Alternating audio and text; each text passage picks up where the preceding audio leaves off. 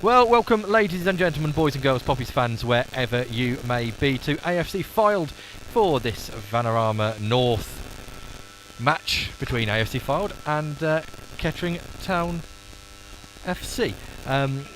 We are live eventually. We had a few technical issues before we started. Those are hopefully ironed out and you can all hear us. Joining me, as per usual, with away games is Mr. Paul Cook. Good evening. Good evening. Nice journey down here in the freezing cold. Winter has arrived here in the north. Yes, well, to be honest, it was absolutely hammering it down in the car on the way up. So far, clearish skies, nothing coming our way. So just the cold the moon looking down on yes. as well. A nice sight that is. This is the first time that we've met the Coasters, so this is a complete blank canvas. They are unbeaten so far this season, and as you have all been aware, they beat Altrincham in the FA Cup fourth qualifying round on Sunday. 2-1 here at Mill Farm, a fantastic ground if you've not seen it. It's got a three-sided ground, rather like Fleetwood. What happened there? Excuse me. I'm not sure what happened there, but Did you sit on something? I'm not sure, I won't go into it. But it's rather like Fleetwood, but it's a lovely ground, lovely setup, and it's just a shame as usual that fans aren't here. And Fylde now meet Exeter City away in the first round proper. In the league, they've only played 2 games, as such as ourselves. They've beat Darlington 1-0 here, and on the opening day beat Gateshead 1-0. The other game against Alfreton was postponed due to COVID, and I'm talking Paul Cox is just leading the team off. We've got a little interview that Peter Short did prior to this broadcast with John Ramshaw, and if we're ready, Ed, we'll slot it in for you. Well, Rammers, after Saturday, which was a superb first half performance, not so hot in the second half, was it? You need to see these boys come out and running, don't you, against a side that's buoyed after a great FA Cup win? Yeah, I mean, Fylde have got off to a flyer, haven't they, really, when you think of it? They've won both the league games and they've won 2 very good FA Cup matches. So we know it's going to be a difficult fixture here tonight. It's a big club, as you can see from the surroundings. A club that's prepared to put the money in to achieve success. So we're expecting a hard game, but, we'll be up for it like we always are. A gorgeous surface, as you say, the surroundings well, but does the football Kettering place suit this kind of surface? Because we found at Gloucester where it was, again, a beautiful surface, that it's not always to their liking. Well, I think it's a different surface altogether, because it was 3G at Gloucester, and it was a brand new one. I don't think the ball ran true at Gloucester, if I'm going to be honest. I thought you had to overhit things because it was holding up. But this is a grass surface. It's immaculate, as you can see. I've been out for a walk on it. It's like a bowling green. It's absolutely beautiful. And if you think of some of our better performances last season, away from home, we're on great playing surfaces. I think of Guiseley, places like that we went to, Altrincham that we went to, and got good results on a good surface. So, hopefully tonight we can reproduce that kind of form. I asked Coxey this on Saturday after the win. York City's off now on Saturday, and then it's Southport, and then potentially there could be another COVID delay. We're not quite sure yet. How frustrating is this as coaches? Because you just don't know what you're going to be doing week in, week out. Yeah, it's really frustrating. We've had to change our normal routine this week. We trained Monday night because we were playing today. As you say, the game against York is off on Saturday, so we'll train again on Saturday. It just seems like it's been the longest pre-season in history, and I think it's still starting to bite just a little bit in terms of frustration with the management, but with the players as well. They're starting to get frustrated. They need to be playing. So hopefully, Pete, it'll be all over soon, and we can get back to normal. Let's get about this game. One performance I didn't think got picked out enough last week was on Saturday. Was Josh Oyerstand. The strength he had up front, especially having been out of the game for so long. He allowed the likes of Josh Scott and obviously Ben Stevens to play like they do. It's going to be vital again today, isn't it? Yeah, of course. He's a big unit, Josh, and he's our outlet at times. If we're ever having to sort of play from deep, we know we can hit him and he'll hold it up because he's such a big, powerful unit. And it does allow the quicker players like Josh Scott, like Dakari, to run off him. Ben Stevens, picks up bits off him in midfield, which is good. So yeah, he's a big unit and he's a vital member of the side. But how do you stop him getting frustrated? He's not the goal scorer, because obviously he's a striker. He's got an ego as well. He wants to score 20 goals a season. He does, and the boy does get frustrated when he doesn't score goals. That's for sure. But you just keep telling him how important he is to the team, to the unit. and you know, he responds. He's a team player. I think as long as we're winning, he's happy. Just quickly, we conceded after 2 minutes against Gloucester away last time. Hopefully that sort of thing does happen today. Is it just see how the first half goes tonight and take it from there, or is there a master plan in there somewhere that we don't know about yet? Yeah, thanks for reminding me about Gloucester. Yeah. Just when your first league game, what a start. I mean, there's always a plan. You know, we never come into a game without working on things and planning. But I mean, you know, you come here and we hope we can match them up in every department and get a win. You know, we come. Wherever we go to win. It's as simple as that. We never come up here to park the bus and grab a draw. We come here to win. So we'll be doing that tonight. Good luck tonight. Cheers, Peter. Thanks. John Ramshaw there talking to Peter Short earlier this evening. Going to give you the team lineups if you've not seen them on Twitter at the moment. Go through Kettering Town's lineup. In goal is Adam Collin, number 2 Gary Storer, 3 Michael McGrath, 4 Ben Mills, 5 Ryan Fryatt, 6 and captain Luke Graham, 7 Josh Scott, 8 Connor Kennedy, 9 Josh Oyenson, 10 Ben Stevens and 11 DeCarry Sheriff. The subs tonight for the Poppies are 12 Lorne Bickley, 14 returning from suspension Sam Jones, 15 Michael Richards, 16 Jamie Chisholm and 17 Ben Aquaid. That's your Kettering Town lineup. It is on Twitter, should be on our screens so you can see those. As I said, AFC Fylde are unbeaten. It's going to be a very difficult match indeed. They are a team in form, and Ed is now going to have a few words.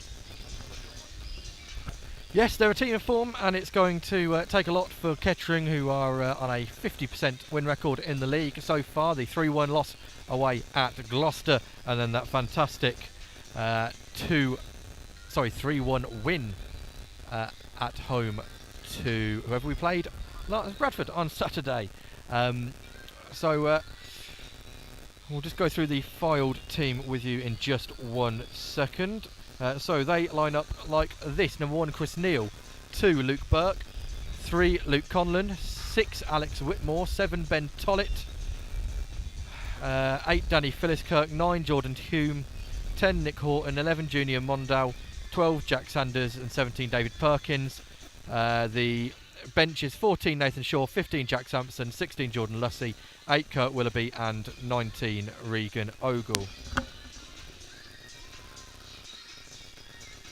Well, there we go. That's the team lineups for this evening. Also, I can see that Lewis Wilson has travelled with the team. He sat down in this big stand here as the teams will be emerging in a few moments. Bitterly cold October night here by the seaside. Yes, if you've seen the gantry at Latimer Park, there's one opposite exactly the same. He's got the added advantage of having the sea and the coast behind him. So although we freeze our bits off at Latimer Park, he'll also be in a similar position. Very nice stadium, as I say, and we have a lot of fixtures in November. The game on Saturday, there isn't one. Should have been against York City. That has now been moved to December, Tuesday the 8th. That's the away game at York. We have a plethora of games on or in November. The first of those on Tuesday night at Latimer Park on the 3rd. The 7th away at Hereford. The 14th at home against Curzon Ashton. The 17th away at Boston. I presume that's their new ground. 21st at home to Blythe Spartans, 24th at home to Guiseley, and 28th away at Chorley. These are all subject, of course, to COVID and any other distractions that could be thrown at us at this time. So Kettering's last away win. Ed, any ideas on that one? January time, we would have been away to... We have rehearsed this. We have rehearsed this and I've forgotten it already. It's Spennymoor Town. Spennymoor, that was it. Yeah, January the 11th was the last win away from home for Kettering. The last clean sheet was in fact the 21st of the 12th away at Alfreton, a 2-0 win. So we've got a few statistics there to actually try and beat. So there we are on that one. Team's not yet emerging from the tunnels, but they will do very, very soon. It does seem strange playing in a big stadium like this with no fans in, and It's the largest one so far that we've had. It's rather similar to Telford. Those who've been to Telford will have probably experienced a ground like this. Not impressed with the Blackpool Tower that I can see on my left-hand side. Very good. I thought it was more than just a few red lights, but there we are. Yep, it's the same team lineup as it was on Saturday, and the only exceptions really is that Lewis Wilson is sat in the stand as opposed to being on the subs bench. Sam Jones recalled from his suspension. Fylde, of course, they major honour winners. They won the FA Trophy in 2018-19. They were the Vars winners in 2007-2008, and National League North winners in 16-17. They were relegated last season, finishing in 23rd place in the unfinished league. Only Chorley were beneath them, so but they are unbeaten this season in all competitions, and are a team right in form. So Kettering, of course, after that excellent game against Bradford Park Avenue on Saturday, especially the first half where they were sensational, will need their wits about them against a very, very good team managed by Jim Bentley, and they're of course known as the Coasters because they're on the coast. But yeah, it was a familiar journey for one or two of us going to Fleetwood. It's the same sort of way as that journey, and as cold as you can imagine. Teams still not emerging yet. Kettering will be playing in red and black, not the away colours of blue and white, and Fylde will be in all white by all accounts, so it should be quite easy to distinguish. There is a stream on tonight as well, which I think you can get from the AFC Fylde website. But full live commentary with Ed and myself of this game, and hopefully it'll be one in the Poppies' favour. It's a long way to come to get no points, but that's going to happen quite a few times this season with trips to Southport, Blythe, Darlington, Gateshead. Long journeys, especially if any of these are on Tuesday nights, this one. Of course, Southport have the same journey to a certain extent week on Tuesday, or next Tuesday should I say, when they visit Latimer Park. It's all gone quiet over here now. We've had some interesting music selections, and Peter Short, our photographer, is still wearing his flip-flops, which is quite an interesting one considering it is about -2 degrees, or it seems to be -2 degrees here in Lancashire. So there we are. To my right I can see there's a KFC, I think it is. Other fast food outlets are available. And the teams now emerge from the tunnel. It's going to be Fylde coming out first in all white, so I'm a believer. Fairy tales. So yes, Fylde have come out first, and here come Kettering, led out by Luke Graham in the red and black stripes. As I say, Fylde in their all white strip. This is going to be some match. It'll be good to see how the Poppies now, after that first 3 points, that first win under their belt, react to 2 games in such a short period of time against a team really in form. And I'm sure Fylde will want to continue their superb start to their season and put on an impressive display here in front of no fans.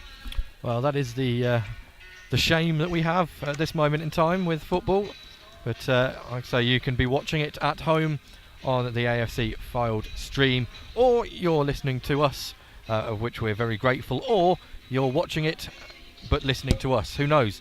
But thank you to anyone who is about and listening to what we're putting out at the moment. No, there's no hanging about, I don't think, because there is going to be I thought we'd already had the handshakes. We haven't. Luke Graham there fist bumping with the AFC Fylde captain Alex Whitmore, number 6 today. So fist bumps again all round. Yeah, there's a team huddle going on with the well, I thought this Fylde. You've done that about 4 times now. We can play bingo. But I thought they had taken out team huddles from the pre-match thing. You weren't allowed to do it, but never mind. They have done. So Kettering will be kicking in red and white from our left to our right. Red and black, sorry. From our left to our right. As we look in the main stand, AFC Fylde obviously right to left in all white.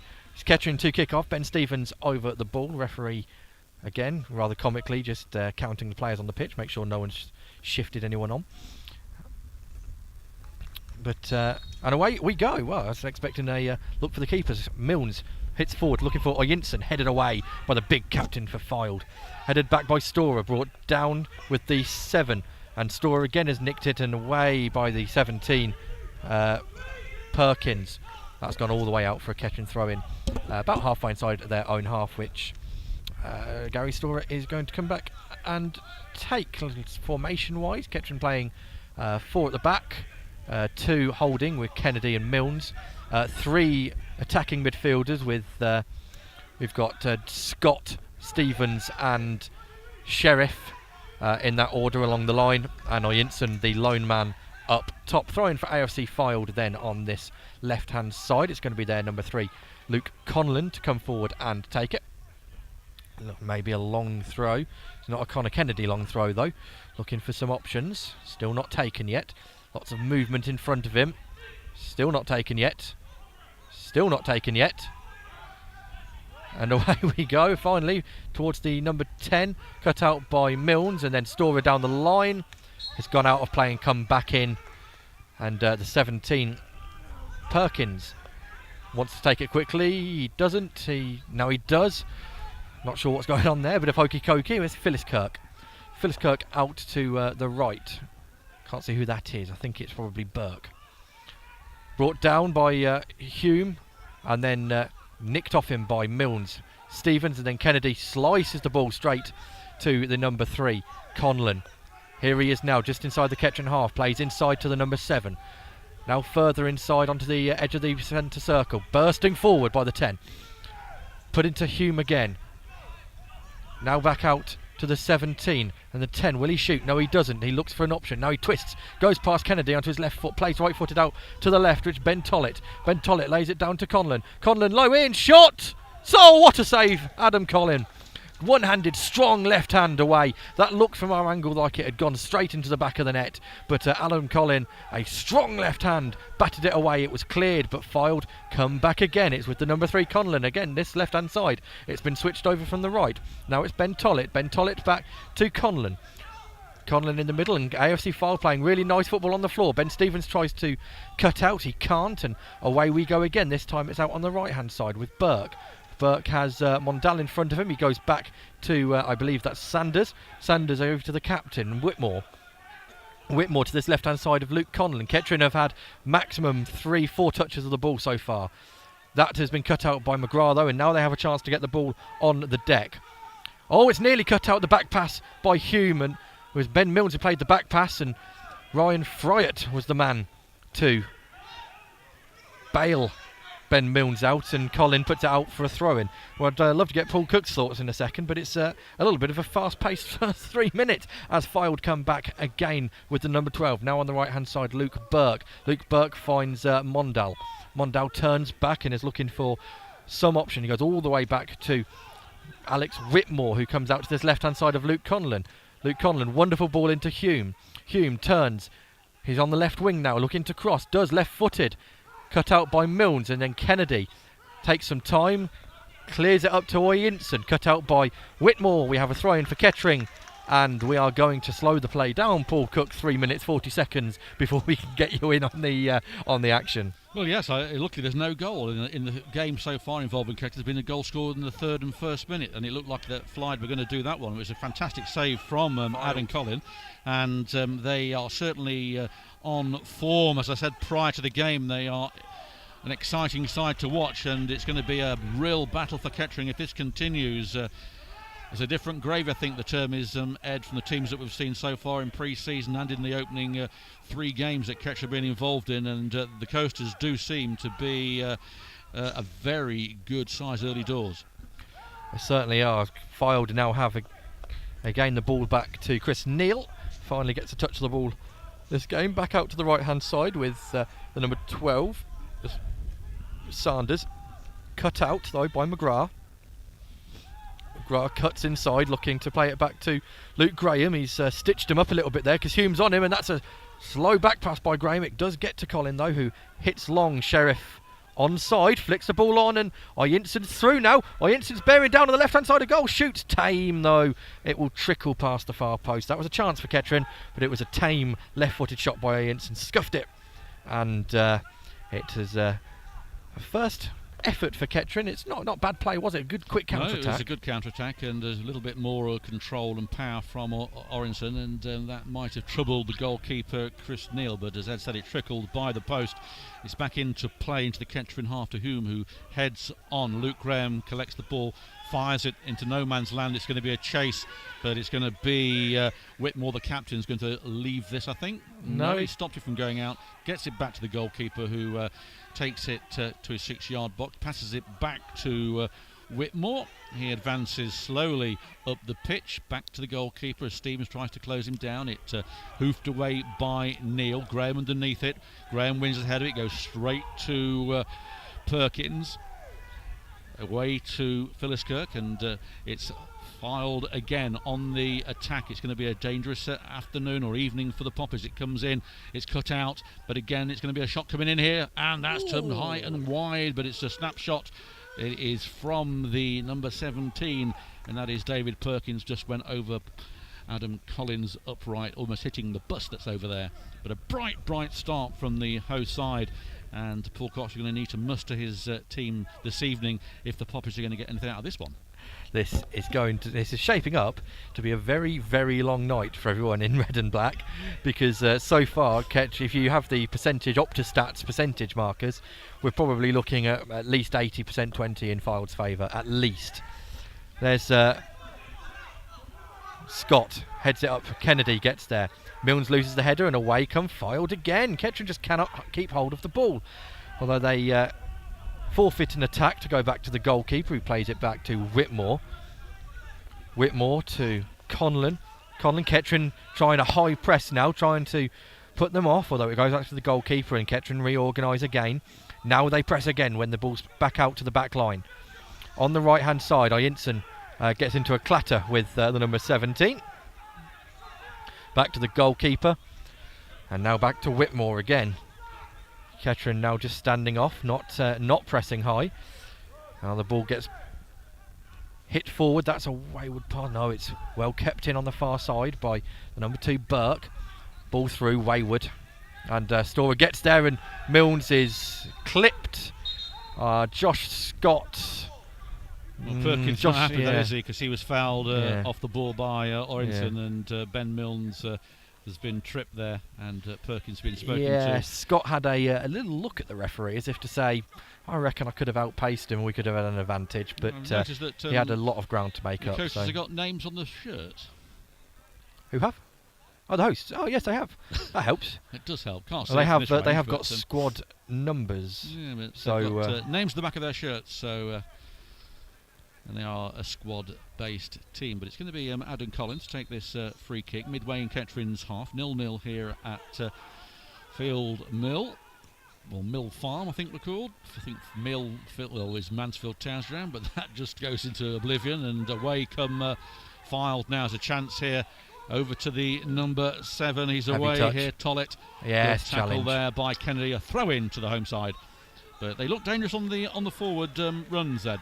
Yeah, I don't know what were the 2 results so far in the league for Fylde. 1-0 against Gateshead away, a win, and 1-0 at home against So Darlington. they've not conceded in the league yet. No. That maybe, I don't know whether that says a lot to the attacking prowess of the teams they faced or the defensive prowess of the home side. But certainly Kettering aren't really testing them. They've had that one chance, which was hit forward, and Dakari Sheriff won the header. Ianson was bearing down on the left-hand side. He got under pressure though, hit it on his left foot, snatched it really, and trickled past the post. But Fylde have had one glorious opportunity. Adam Collin making just a sensational save from about 6 yards out, and that's what's keeping the score at 0-0. That would have been the 3rd league game in a row where we would have had a goal before the 5th minute. Yeah, I think 3 minutes is about the record, which was that fantastic Ben Stevens goal on Saturday, which you can see on the highlights. Throwing on the far side to Ben Stevens. He squares it to Kennedy.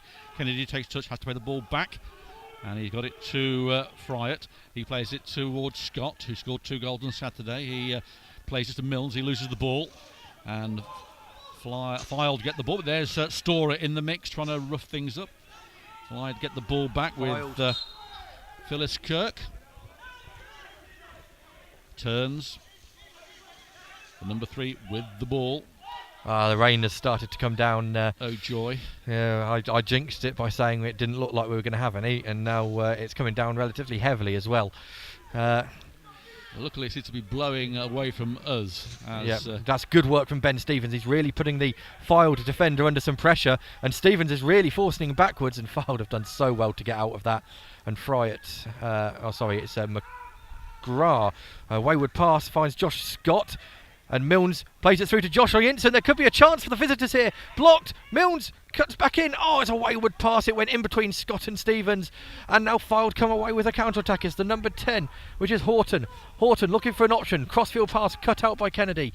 And Graham passes back to Adam Collin. Chance that Oyinsen's shot was blocked, and Ben Milnes tried a little reverse pass. I don't know who he was going for out of the two. I think the ball had gone to Stevens. Stevens might have been able to get a shot on target. Then who knows what would have happened. It went in between to where Stevens and Oyinsen were standing, and away came Fylde on a dangerous counter-attack, but well worked by Connor Kennedy to stop that one. Oyinsen can't quite win the header. Stevens can't get there either. Cleared away. Kettering are starting to ask some questions of the Fylde back line now. McGrath with the left back position, now over the halfway line, finds DeCary Sheriff. Sheriff knocked it past the defender and is away. No, he's not. Back comes Burke really well. DeCary Sheriff, ball in. Not a bad cross in. It's away from no one though, and away come Fylde again with the number lucky, 7. Wasn't it, really? He did well there, I think that's Tollett, but Fylde moving forward with Phyllis Kirk. Seems to be the playmaker. Has it to Conlon. Out here. Good tackle there by Storer. Scott to Milnes. Milnes playing it to Orinson. Beaten to it. Thrown to Kettering on the halfway line. 0-0 here, and the rain just beginning to tickle in to where we are. Freezing cold and rain. Not much more we could do with, is there really? Not really. I'm going to start looking at protecting the laptop soon, I think, because it's new. My personal one, that is, of course. Throw-in taken. Scott. Back to Storer. Storer cuts inside. Now he's bursting forward, Gary Storer. Turns back. Stabs it to Ben Milnes. Ben Milnes clips to Oyinsen. Oyinsen brings it down on his chest, but it's akin to having a paving slab in there, and it just pings off out for a throw-in for Fylde. 12 and a half gone then, 0-0. Both teams having chances. Fylde having the better of the chances. Adam Collin producing a sensational stop to keep it at 0-0, and Oyinsen dragging a shot past the post. Kettering are going to have to rely on a quick counter-attack. I think that's where the chances have come from, Kettering so far. Storer, line, Scott's offside. He's not got there anyway. But you could see the linesman was itching to get his flag up as soon as the ball was sent that way, and Fylde were going to take the throw-in. It's an offside decision though, so they will take the free kick instead. Taken quickly back to Chris Neal in the home goal. To the right hand side, now the rain's really battering down. This will make the pitch even slicker. We haven't talked about the pitch so far. What a wonderful surface it is. Looks great, doesn't it? I thought it was 3G at first, but it isn't. It's grass. And oh, goodness me. Now, it's biblical down there now. It's, we're about one step away from building an ark at this point. I don't envy them over there. Look, reminiscent of us on Saturday. Oh yeah, the cameraman currently is in an unsheltered gantry on top of the terrace opposite. Bless him. We know your pain. Don't worry. Especially when you have to clean the lens and getting criticised for it when you can't do much about it. That is for sure. But Conlon, anyway, back to the pitch in the centre circle. With the 17 now bursting forward, plays down the wing to the 7, which is Tollett. Tollett being stood up by Storer, gets past him though, ball in, headed up and away by Fryatt. Corner ball, first corner of the afternoon, if you can, the evening, if you can believe it. 14 minutes in with all the pressure that we've had, but it comes the wrong way, doesn't it? Really, I think this will be whipped in, and Colin's going to have to really organise his defence, because this is a good team. I know they got relegated from the National League Premier last season, but unbeaten this season, knocked Altrincham out of the FA Cup into the first round. Tails are really up, and they've started off well. Foul in there is then. No foul given. It's headed away, and that goes for a Fylde throw on the far side. Yeah, I wonder whether the Fylde team are going to have a word with the referee there, and it was the number 12, Jack Sanders, who was felled as he went for the ball. Did have a little word with the referee, just asking the question. We've seen them given at Premier League level, and during the World Cup a few years ago, it seemed that every penalty in the competition was given for someone holding in the box, but nothing given by today's referee, who is David McNamara. Thank you very much. Away come Fylde again, well cut out by McGrath. Throw in for Fylde again, back to the 12, which is Jack Sanders. Here they come again though, switching the ball. They like to do this, passing along their back line. Now they go forward with the number 10. There's an overlap and he'll find it, and there's absolutely no one with Tollett, and he's on the left hand side. Away comes the shot by the number 10 again, Horton, that time not troubling Adam Collin. It was whipped and over the bar, but Tollett was all by himself on this left hand side. Kennedy eventually got out to him, but it was only enough to force him backwards to Nick Horton, whose shot was high wide, not very handsome.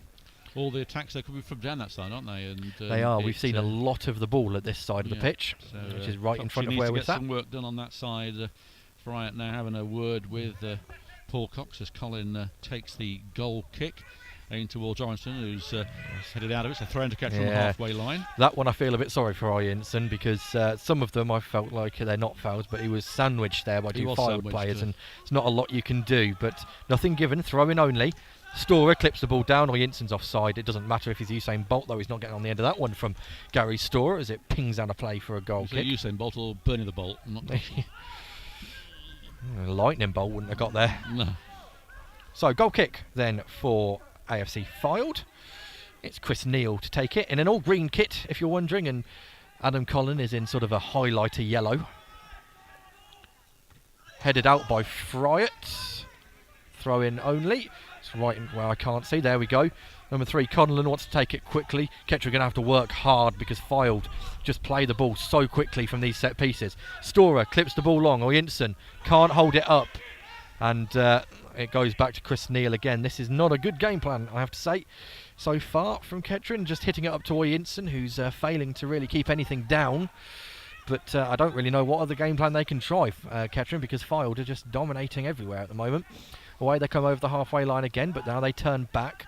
Oyinsen's going to put some pressure on, but they play forward to the number 10. Heavy touch.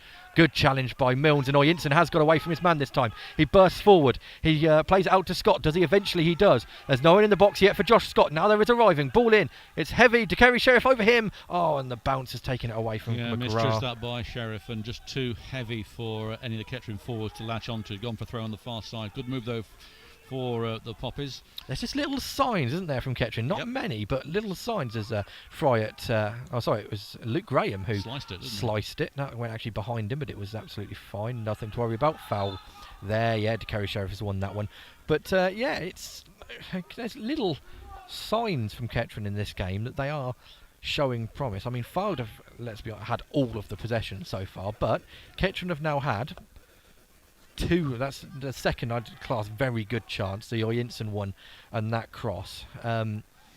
So, it's just something to trouble the back line. Free kick come in. This will be another troubling one if Ben Milnes can get his delivery right.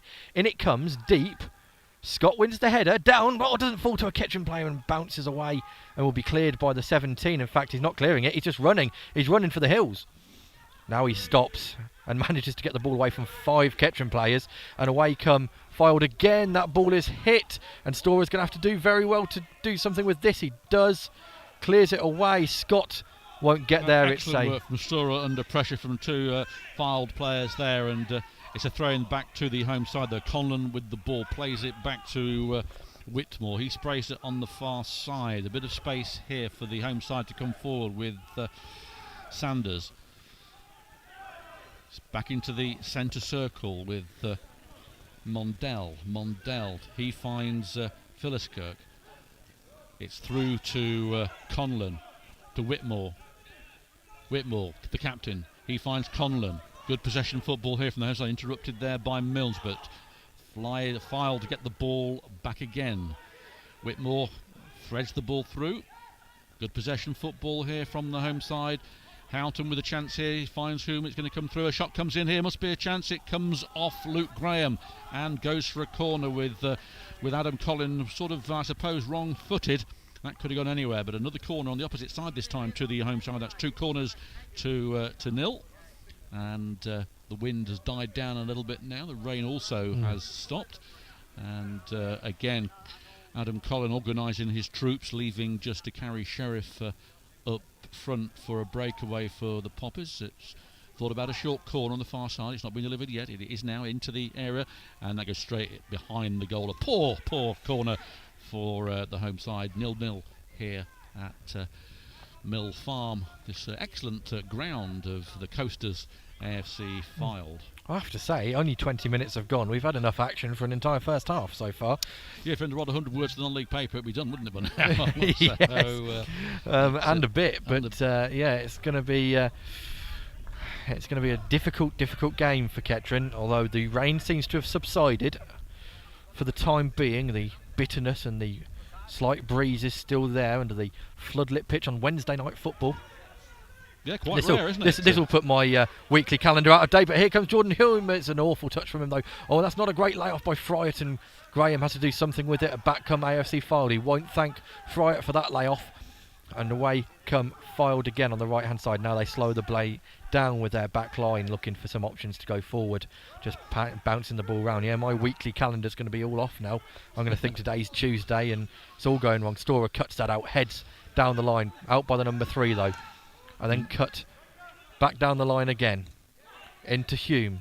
Hume previously at Salford and Altrincham has the ball now, holding it up. Now it's out onto this left touch line, going backwards. The number 11, it is 17, sorry. Missed touches, but they get away with it, and three passes. 17 passes in a row so far, 18, 19 to the home side. That Kettering touching the ball, and it's still the home side. 20 passes.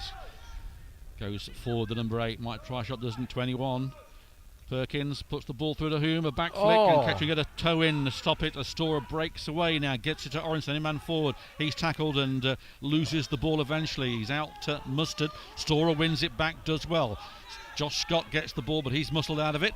And Philliskirk gets the ball away. It's a great ball here now for Houghton. He might try a shot, he does, it comes in. And Colin collects that in his midriff on the 6-yard line. That could have bounced awkwardly, but it didn't, as the rain now comes down again. 0-0 here. Competitive game this is, I must say, the best game that we've seen so far. I think from a neutral, neutral. Yeah, you have to say, though, Kettering are not being helped by the inability of the forward line to hold the ball. I mean, Oyinson there had the chance to hold the ball and gave it away really very easily, and then Scott did and gave it away very easily as the ball, again, just trickles straight through to the goalkeeper. Kettering, if they're going to play this style of football, of passing it up to the top and playing the target man on Oyinson, he has to do better when he receives the ball. So far, it's just pinging off him, and if he does bring it down, he's out-muscled too easily. He's a good player. We saw that on Saturday. But so far, he's just not got in this game. I'm sure he will grow into it, though. Oh, and Scott gets away with one there. Kennedy doesn't get away with that one, though. And away come Fylde again. Kettering just unable to keep the ball for any more than 5 seconds at the moment. Every time they get the ball, Kettering seem to give it away, or a Fylde boot comes in and does the dirty work, and they're coming away again, pressing the ball square to 17. Perkins, he feeds it through.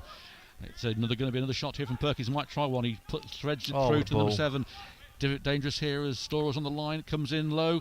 Cut out by Ben Milnes. And Connor Kennedy streaks away. Gets the ball to Stevens. Orenson thinks he was fouled. He fell down, didn't. And it comes off Kennedy. Fourth throw. Paul Cox and Ramshaw. Not sure about that one. John Ramshaw's on the pitch. He's ready to put his boots on and go into that back line himself, I think.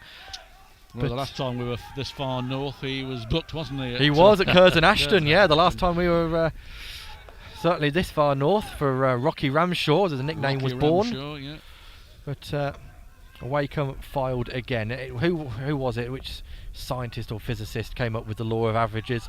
Because so far, the law of averages are saying that Fylde are going to get something, and soon, because they've had enough ways going forward. Sheriff can't win the header, and again Fylde keep it in, but that's a poor header, and Ben Milnes has got a chance to find something here. Scott's offside, so he plays it short to Ben Stevens, who Kettering have got some spell of possession in the Fylde half. Poor pass, headed away. Sheriff tries to put some pressure, but again Kettering don't pressure Chris Neal, allow him to have the ball, and instead choose to cut off any options that he may have. But Kettering are going to have to do something to counteract this, because Fylde have had 25 minutes of pure possession. I think that was the longest spell of possession Kettering have had in the Fylde half, and that lasted, what, 10 seconds? It's a heavy challenge by Fryatt, but nothing given. The ball just hoofs the ball away again. He's trying it straight back to Chris Neal, and Fylde again. Josh Scott looks absolutely exhausted, because all he's been doing is chasing a lost cause down this right-hand side at the moment. Here come Fylde again. That's going to be a foul by Kennedy. Fylde maybe wanted the advantage. They just put it down, play quickly. Kettering have to get back in, and it's Kennedy who's out of position, who committed the foul. And away come Fylde again, twisting, turning. He's fallen over his own feet there. Then Kennedy commits another foul. This one is in a dangerous area, though. It's right on the edge of the box. AFC Fylde want to take it quickly. Kettering doing the old-fashioned way of stopping them, which is this is in a dangerous position for Kettering. If they'd have released the number 7 on this left-hand side, he had a full chance to get into the byline and cross the ball over and cause Kettering damage. As it is, the number 10, he decided to try himself. He's got a free kick out of it. It's just probably a few yards out of the penalty area. About 4 yards outside the penalty area. It's on the left-hand side. So it's where, if you're a free kick specialist, you want the ball, because you know the goalkeeper's going to be over to the right quite a way in case you decide to dink it into someone in the box. We're in an excellent position. We are right behind this. Right behind it. This is going to be whipped into that top left-hand corner. It depends. Goal all the way here, Ed. Here he comes in now, and it just goes over. No dip. Power was there. Colin was nowhere near it, but there was no dip on it, and harmlessly over the bar. Let off, isn't it, for Kettering there, because that was a very good opportunity. I was going to say, before that little spell of play there, this is reminding me of, I don't know, was it last season, Hereford at home, when you could just see the golfing class. Hereford obviously being the full-time team that they were. And it showed that when they cleared the ball, it stayed in play and they kept possession. And when Kettering cleared the ball, it either went straight to their centre-halves or it went out for a throw-in. And again, cleared away by Fylde and straight to a white shirt. It's a foul in the centre circle. No one seems to be complaining. I didn't see what it was for, but there doesn't seem to be any complaints from anyone. He had to come back anyway. It's not there where he took it from anyway. He's allowed to, Away come Fylde again, and they're on this right-hand side now, seeing whether this left-hand side's bearing them no fruit at the moment. Can the right-hand side do something for them? Being forced back into their own half, though. Good stout defending by the 10 red shirts behind... Sorry, 9 red shirts and a yellow shirt. Oh, that's a great ball out wide to the number 3, Conlon. Put into... I can't see who that is. Now back to Conlon. Cross coming in now.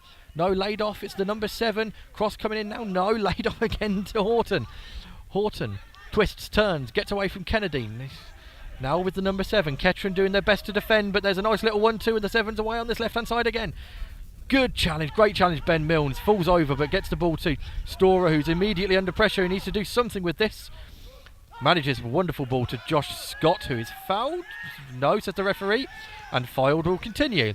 That's great work, though, from Ben Milnes down there. I was looking for the penalty to be given, but it wasn't. It's a very good tackle, but once again, the home side applying the pressure. Kettering under the cosh like the Alamo at the moment, as Houghton has the ball, plays it back into the home side half. It is Whitmore with it, plays it to Philliskirk. He plays it ball wide and square to Conlon. This is Luke Conlon. He plays it out wide. And again here, Luke Conlon with the ball. Whitmore plays it wide. On the far side now it is Sanders. And he goes out, and that should be a Kettering throw-in. Pressure release a little bit. I'm pretty sure we can just have a soundboard at this point of Kettering clear, AFC Fylde come back, and just keep pressing those 2 buttons at the moment. The graph would be one way, wouldn't it, if there was such a graph for in this broadcast, but it's still 0-0, and you never know, anything could happen. Don't forget that... well, we've seen it before, haven't we? Teams under the cosh. They may wilt later in the game, we don't know, but certainly shown some excellent play so far. To carry goes down on the line.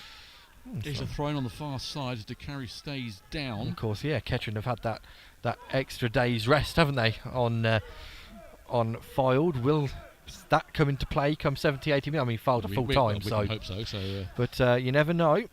Could be something happen. But it's a throw in for Kettering, much to the disgust of Takari Sheriff, who throws the ball down in a huff for McGrath to take. Milnes receives it. McGrath back to Milnes. Kettering having some possession, then just hit long. Takari Sheriff's onside. Ben Stevens wasn't, but Takari Sheriff was the man who got it. Plays it back to McGrath, who gives the ball away. Ben Milnes battling, really well done. Takari Sheriff has the ball now on the left-hand side. He needs to find an option. Cross goes in. Scott can't get there. Cleared out to Kennedy, who will shoot. Surely does shoot. Shot! Oh, what a goal! Good grief! Unbelievable goal. Well, it must have nothing. It seemed to deflect in the air. It's either deflected or it's moved, because play. it was centre of the goal, and Chris Neal went to his left and then couldn't get back in time. So either it's taken a deflection, or it's moved in the air. But what a shot that was from Kennedy. The power beat the goalkeeper, and Kettering, as we were saying, unlikely, but Kettering are 1-0 up. Well, we did say anything could happen, and it might be the waiting that Kettering need. What a glorious shot, and hopefully the highlights that are going to be shown later will show that. Well, it will show the goal. It's a tremendous strike, eclipsing probably the goal that Ben Stevens scored on Saturday. Leave off. No? No. I've been told leave off. No. I'll let you make your own decisions when you see it, but it's a fantastic goal as Kettering take the lead, and once again Takari Sheriff now on that far side. Can't keep the ball in, but it is 1-0 on 30 minutes. For the Poppers, the first shot really on target, and it went in like a rocket. Well, that's Kennedy's second goal of the season, equal now with Scott. Scott beaten to the ball by Conlin, and that is allowed to go out by Storr. It's a Kettering throw-in. That puts the pressure now on the home side after having all that possession, all those chances not to have scored, and find themselves 1-0 down. Let's hope this continues, and the Poppers can build on that excellent goal as Orenson, under pressure, is beaten by 3 home players. The ball is put out to Sanders. He finds Burke on the far side. Burke, long ball through to Houghton. Nick Houghton plays the ball back. This is Philliskirk with it, the danger man. He turns one way, turns the other, and he's flicked the ball through to Houghton. Houghton weaving his way through. It's a bit sort of stuck to his foot, I think, at the moment. Gets the ball back to Perkins. Perkins to whom? Perkins again intercepted by Connor Kennedy, who gets it back from Orenson, then loses the ball. And that should be a Kettering throw-in. It is, much to the displeasure of the home side. Still 1-0. Yeah, well, it's fair to say against the run of play.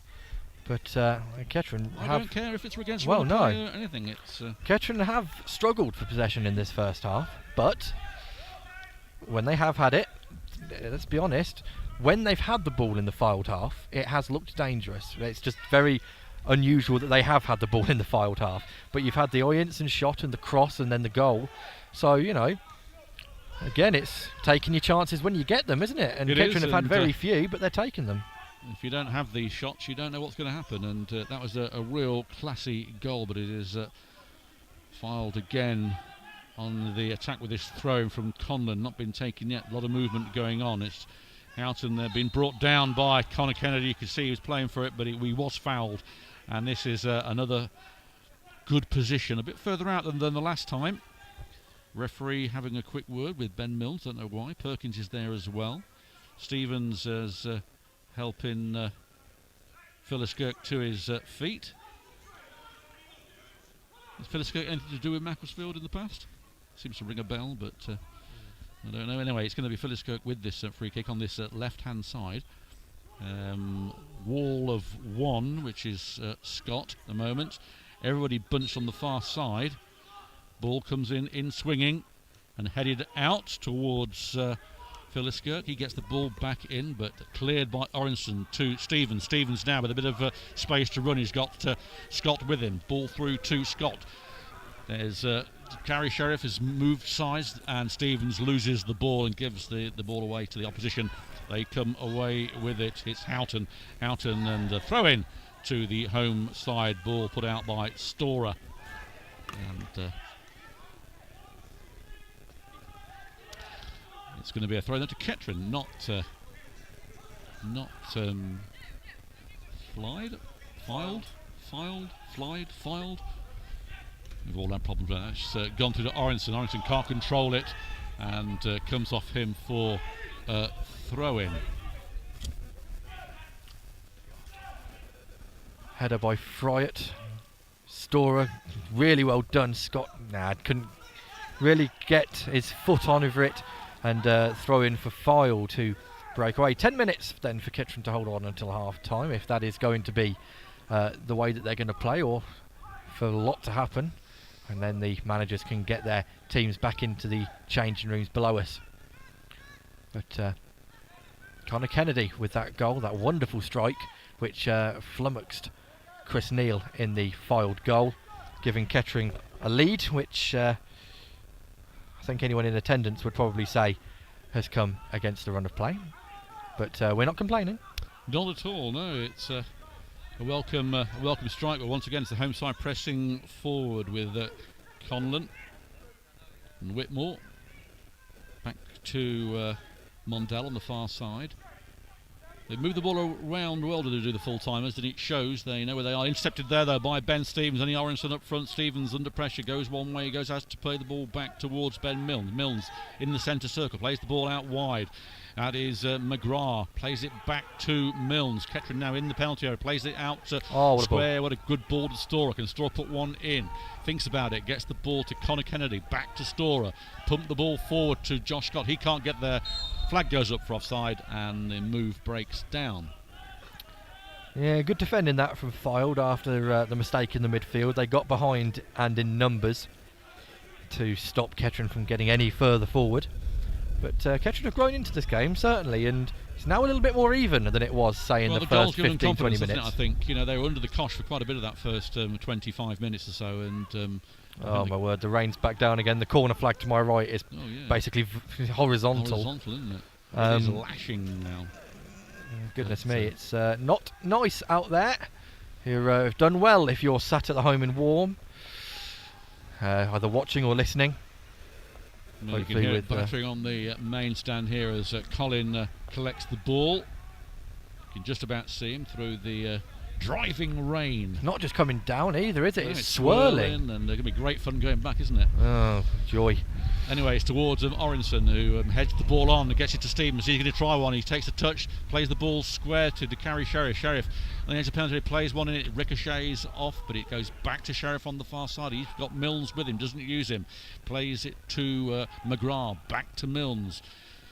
Still Milnes with the ball coming forward, squares it over towards Orinson, who won't get that. It's cut out, and Orinson should have moved towards the ball rather than move away from it, giving the home side a chance to go forward. They are doing. It's a ball threaded through to Tollett. Tollett's got Storer. Storer wins that battle, and away comes Storer this time. Beats one, beats two. Still Storer with it. Still Storer in the centre circle, and a combination of two of them, and loses the ball. Referee says no foul. Advantage is given, and it is through to Perkins. He gets the ball on the far side to Mondell. Mondell weaves his way through here with his left foot, flicks it through. It comes through the number 7, and it almost ran through, guided by the post by Conlon. But that could have been a little bit dangerous, but nothing to get too worried about. Still 1-0, 39 minutes. Well, we're into the 39th minute here at Mill Farm. This fantastic ground, been through the back of it. It looks tremendous, doesn't it? It's very nice indeed. But the only thing that matters is what's going on between those white lines out there at the moment. Oyinson again can't quite get his man shackled there. Kennedy, that's better from Oyinson. Plays it out to Scott, although he was under pressure, and Scott does well to put some pressure on the defender to put it out for a throw-in. Gary Storer's just redoing his laces up and trots over to the management team of Fylde, who have the ball in their hand. Now it's given to Storer, looking for an option down the line. Goes to Scott. Scott to Storer. Storer high to Oyinson. Oyinson can only head it to the captain, number 6. Graham misses the header. Handball, says Gary Storer. Well, Graham was rather unlucky there. Yeah, the ball he's misjudged it, hasn't he? hit his nose, went onto his hand, and referee gives handball, but it's over there with Houghton on the far side. He's coming to the centre, gets it through to Perkins. Perkins back to Houghton, and it finds Fylde. Back to Fylde. He finds Houghton. Houghton might try a chance shot here, feeds the ball through, cut out though by McGrath, and he tries to feed to Carey, but I don't think the Carey's going to get there. He doesn't, goes down, nothing given, and away come the home side, building up another attack once again. They seem to have got their composure back after that shock goal going in 30 minutes, and they're moving the ball around quite well now. Whitmore, the captain, gets it over here to Conlon. Collett can't get there, but he's got through. He's beaten Storer, who's furious with the referee. He's down by the byline. He's got Fright in front of him. Ball comes over, flicked out, hits Conlon and Kennedy luckily, and Kennedy gets a return from Josh Scott, then gives the ball away. Storer has to hoof it anywhere, and the chase on here now for Orenson and the number 12. Number 12 is bundled off the ball, but he's still got it, gets the ball back to the goalkeeper. He can't pick it up, traps it down well, gets it before Stevens gets there, and away comes Burke on the far side, and once again Perkins has got some space to move the ball. Kettering out of position a little bit. He still comes inside, gets it over here to Tollett. Tollett got Storer in front of him, feeds the ball through to Colin. Back to Tollett. He squares the ball to Fylde, Perkins, sorry. It's Perkins, who's had a good game so far for the home side, feeds the ball through to Houghton. Houghton plays it out wide. Ball's going to come in. There's an overlap coming if they need it. Comes inside, right-footed, and catch there by Adam Collin. The safe hands of Collin. And it remains 1-0 to the Poppies, and we're into the 42nd minute here, Ed. Yeah, Kettering doing very well since the goal went in. They conceded a lot of possession. Maybe that was a master plan by Paul Cox. Who knows? Let's wear them out. But yeah, well, possibly. What's that Blackadder phrase? Maybe they'll just get so depressed of shelling us that we'll have a chance. But, yeah, there could be some truth in that, because that's the way it looked at one point, wasn't it? Like the Somme all over again. But Kettering come out of that and have played quite well from 30 minutes onwards. The home side, though, still pressing forward. It is Fylde with the ball. It's over the halfway line now. Plays it forward to Mondell. He gives it out to Burke. Burke plays it square to Perkins. Perkins on his right foot might try it one, doesn't, flees it through. Oh, good what a ball ball. Here. Number 3 should be the equaliser here. Oh, good chance. Tackle there and block by Friat. That looked like it was going to be the equaliser, should have been the equaliser, but a great block. And that goes for a corner on the 43rd minute. Yeah, that was. I wondered whether the number 3 Conlon was going to have a shot there and just hit it hard and try and get something away from it. But good work from Friat. Corner then in, hit low, chance. It's gone wide, well wide of the post. It's a nice idea, lovely idea from Mondal, but the execution left a little bit to be desired. If that was on target, it could have almost have left Conlon unsighted. Yes, there was a lot of bodies in the way. Wasn't there? Certainly one straight from the training ground. As long as keep them there, that's the main thing. But Colin has to retrieve the ball into the 44th minute here as the rain has ceased. The corner flag is now at a sort of right angle, I suppose, or obtuse. It's 45 degrees, isn't it now? 45 degrees, yeah. It was almost 90, full 90, wasn't it, at one point? Colin then with the goal kick. Hits long, looking for Jensen, it's over him and it's going to bounce through, it's headed away by the number 3, Stevens picks it up on the edge of the box. Shot! Oh, it dips just before Chris Nearly does really well to get down and hold on to it. It took a horrible dip just as it got to him. It was straight at the goalkeeper, but really good from him to make sure it didn't squirm through the hands and legs. Would be a disaster, wouldn't it? Would have been a disaster. But it'd be a great disaster. Would have been for us, yes. Yes. But as it turns out, it's still 1-0. We're into the final minute of the allotted time as the home side come forward, along with Houghton, who's tripped by Kennedy. I wonder how many more Kennedy's going to get away with now. That's the 4th foul he's committed. Kennedy trying to plead his innocence. And I wonder whether a few of the Fylde players and management are asking the same question, because... Well, the ball's got to go back, and referee has Hasn't done Not anything. interested, no, is he? No, he's done okay, but it's Houghton again with the ball, who was fouled. Plays it out wide here to Tollett. Tollett has got Scott in front of his. Hume turns, might try a shot. Good tackle there by Kennedy. And it's retrieved by Conlin, left-footed, sweeps the ball on the far side. Good header there by McGrath to DeCarry, who might keep this in. And, Wins the throw-in. He wins a throw-in, which is Well, good. I make that 45 minutes. We haven't seen a board go up. Hasn't been any injuries as such as there's. No, not really many stops. A few little niggly fouls that have gone out and a goal, of course. So you'd usually expect 1 minute, I think. But no board has gone up, so we'll have to wait and see if the referee has actually added anything on.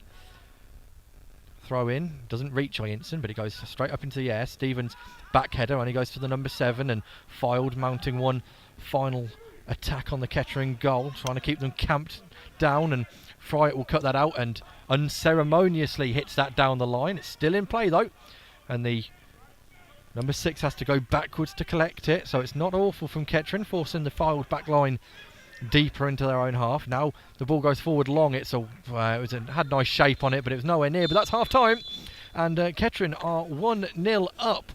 Fylde started the first 20 minutes really were all Fylde. Kettering struggled to have any real possession, and it was just wave after wave of Fylde attack, especially down this left hand side with Tollett and Conlon.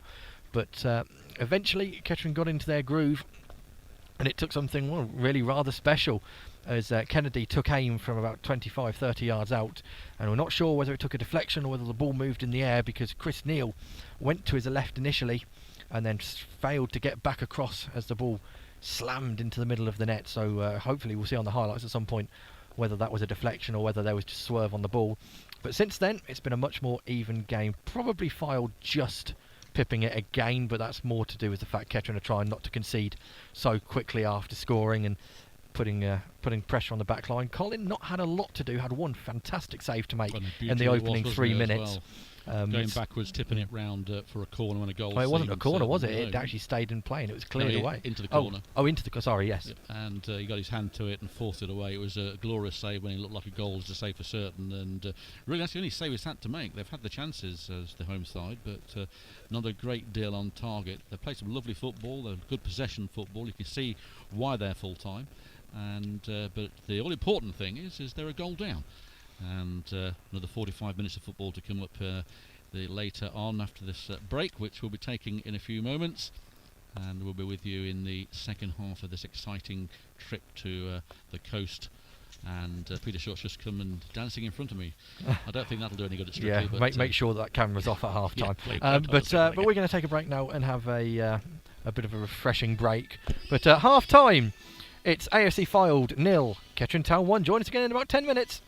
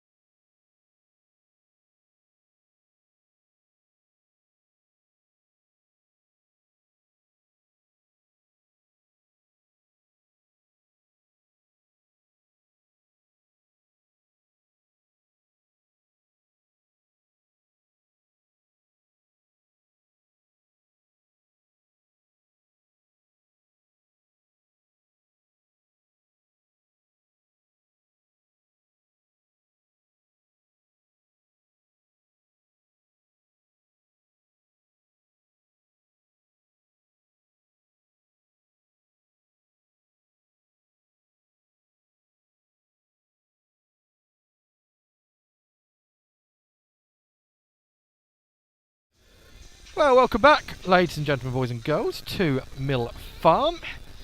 A scoreline that after 25 minutes seemed a bit pie in the sky. It's AFC Fylde 0, Kettering Town 1. Connor Kennedy smashing home from about 30 yards out, flummoxing Chris Neal in the AFC Fylde goal. It's fair to say that Fylde enjoyed possession in that first half, but Colin only really having one main save to make, and a very good save it was as well, in all fairness. But yeah, it's Kettering have grown into the game, didn't they, at the end of that first half, Paul? Yeah, I think the goal gave them confidence, and that's what they needed, because Fylde were excellent in the first 25-30 minutes up until that goal, and then Kettering have got back into this and begin to show what they can do. No changes at half-time for either side at the moment. I've shifted seats from my prison cell that I was in down there, but it's Kettering this half kicking from right to left. It is Fylde with the ball, and we're waiting now for the referee to get us underway. 45 minutes and a football to go. If Kettering can score another. Fylde with possession here, headed on by McGrath. He finds Stevens. Stevens to Connor Kennedy. The ball loops high towards Scott. Kept out by Clyde. Did well there actually. He kept the ball in, and it goes out for a Kettering throw-in. Just in Kettering's half on the far side, near the drenched cameramen. We all know how that feels if you're with the media. Storer with the throw-in towards Orinson, who heads the ball up into the air. Still has it somehow, dances away but loses it. Only towards Storer though, and it's a bit scrappy. Comes off a home defender and goes out for throw-in. Third down, 5 yards, Ed. And it's Storer again with the throw-in to Kennedy. Back to Storer on the line, very tight. Storer dances, beats his player, then he's fouled. Nothing given by the referee, and he's given it. Yeah, he's given a foul. He's not said which way he's given it yet. But, with some of the referee performances we've seen, certainly last season, some of them need to clarify exactly which way they've given a foul. They did, but it is in Kettering's favour. It gives the Poppies an early chance at a free kick. Mills with the free kick on the far side, 3/4 of the way into the half. Pumped it in towards Graham. Can't get the flag, goes up. Referee sees it, not quite sure that's who was off there. Offside, or? But again, no real protest from anyone, so makes sense. Ball thrown back by Colin, and then humped back by Houghton to Chris Neal. He'll take the free kick. He's on the penalty spot with it. Hand goes up. Everybody's over one side. With the wind, it comes in. Headed on towards Houghton. Storer gets there. It's flicked onto Stevens. He can't get there. Perkins did. It is back with Whitmore. He finds Colin on the far side. It's a Kettering throw-in though. Rain, sort of heavy light drizzle, if that makes sense. Yeah, it's been constant throughout half-time, it has to be said. And again, swirling it under the floodlights, you can see the pattern of the rain coming down, and it is it's not straight down, but away come Fylde again, playing in their back half. That's a wonderful little dummy for Stevens to be sold there. McGrath wins the header. Sheriff can't get there, and away come Fylde, and McGrath's missed it, and it's been given as a foul against Fylde. I am not sure about that one. Well, McGrath is wiggling his ankle around. It was quite a surprise, that one, but what it looked like is the Fylde man had control of the ball. McGrath's gone into tackle, got nowhere near it, and the referee's bought it from McGrath. But let's hope he buys a few more. So it's not sure. McGrath taking it towards Orinson. It's headed away rather quickly. Sheriff gets there to Mills. Mills going forward, might try a shot, puts the ball through towards Scott here. Scott tries one, good save, and it ricochets off Neal and cleared by the defence anywhere towards Storer. He heads it back, but there is Perkins to lose the ball to Storer. There's Storer again getting a return from Scott. He tries his own shot here towards Orinson. Orinson's there, and he couldn't turn. It's a bit of pressure there, and they got it clear. Referee is now blown, yeah. and it will be a free kick. We're Kettering there, causing a few problems. Well, Josh Scott in fine goal scoring form on Saturday, scoring twice with his head. Had a chance to make it 2-0 early in this second half for Kettering, and then a wonderful pass to Joshua Inson, whose touch was just too far behind him to be able to get a shot away. But Kettering have started this half certainly better than they started the first, and almost in the same vein as form as Fylde started the first half. Yeah, Hawcock's obviously had a few words at half-time, and they've taken those on board, and so far so good. There'll be a throw into Kettering on the far side. Storer collecting the ball. If you are listening in the clubhouse, hope you're having a nice warm evening, as opposed to the Arctic conditions. But Stevens trying to get to the ball, but is shepherded away. It's hoofed away and in towards Luke Graham, heads it back. It comes off Kennedy towards Orinson. He can't get there. Bit of pressure here. Fylde with the ball now, gets it over on this side.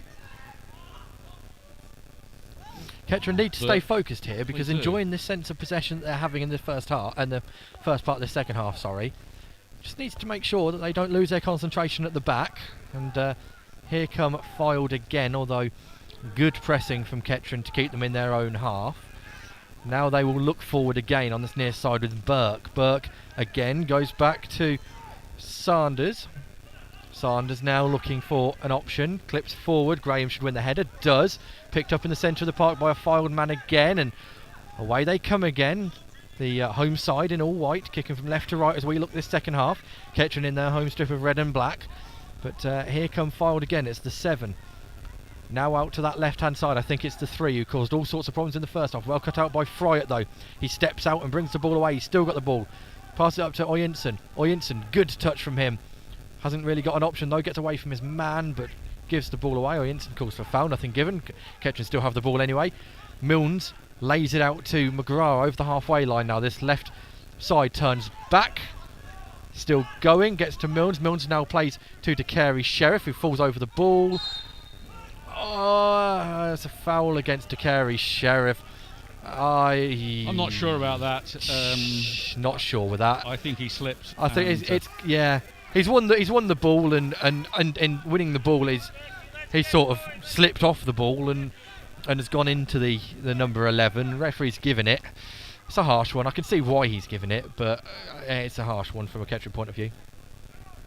Well, Perkins on the far side then for the Coasters, trying to get the momentum going towards Adam Collins' goal, but he can't. It's back to Whitmore. Squares it over here. Bit of space for the Coasters. It's down here with Burke. Looks like there's a substitution being readied for AFC Fylde. Willoughby looks like he's going to be coming on.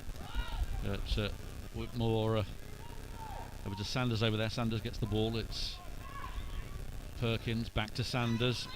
Sanders going forward over the halfway line. Still Sanders with it to Burke.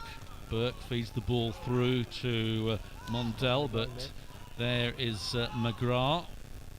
Clears it, but only gets the ball to Perkins, and then Fylde gets it. There's a bit of danger here if he gets a shot in, but it's been forced out. Here's Fylde, might try one, puts the ball through, cut out by McGrath. Milnes can't get the ball to Orinson. Orinson under pressure here, gets the ball but loses it, and then away come the home side again. Mondell, dangerous tricky winger on this right hand side.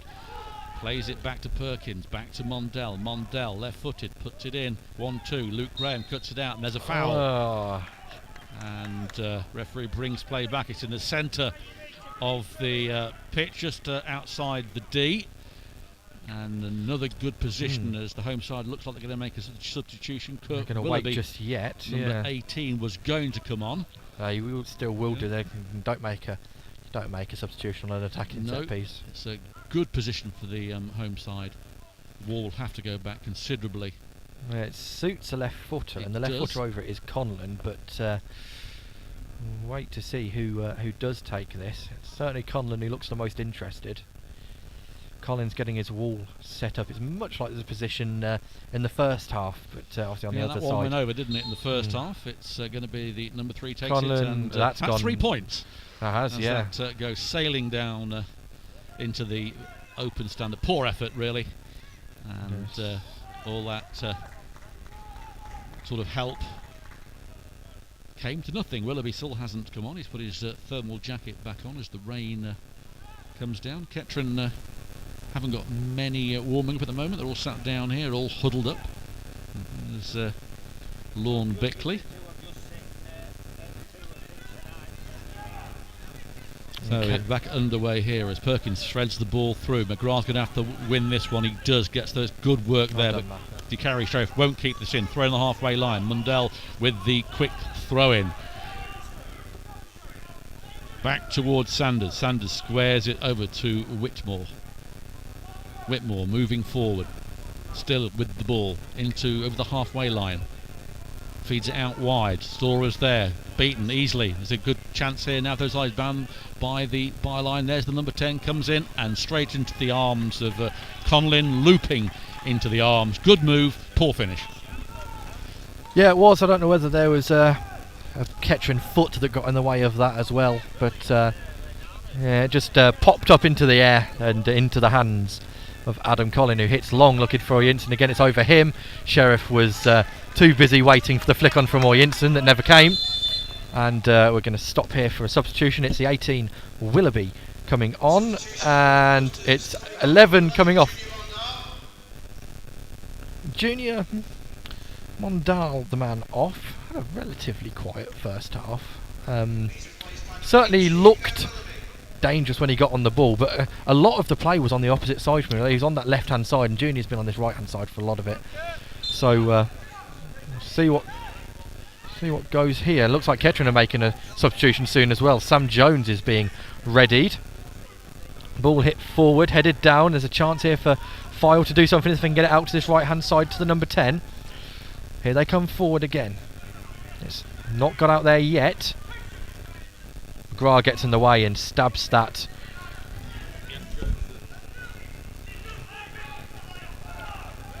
It's interesting to see what happened. Probably straight stop for Oyinson, won't it? Oyinson's not done fantastically at holding the ball up, through no fault of his own. It's a horrible task, but that's been given away, and Kennedy tries a ball through to carry Sheriff and Oyinson, and Oyinson has been inadvertently nutmegged as the ball was passed back to the goalkeeper. McGrath need to do something with this. Plays it back to Colin, who will have to hit this first time. He does. Oyinson's offside. Free header had the number 12, but he's headed it straight into the touch line, and substitution being had. Maybe. Are we going? Yes. Well, Malk hasn't got the right board, has he? Well, he's got the board up. It's just, has he actually shown it yet?